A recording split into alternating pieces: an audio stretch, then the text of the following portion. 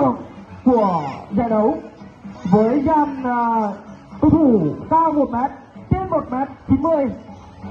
và trong đó có 80% là cầu thủ trong đội tuyển của nhà trường,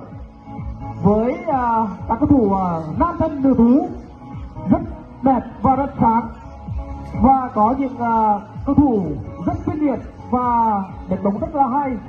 dưới bàn tay huấn luyện của cô giáo Trần Thị Ái Trang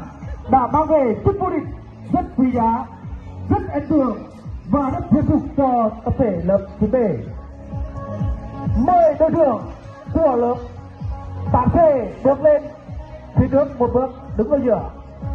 quay mặt hướng về khán giả, và chúng ta sẽ bị đón nhận khoảnh khắc đến từ ban tổ chức sẽ trao cúp vàng cho tập thể lớp 8C.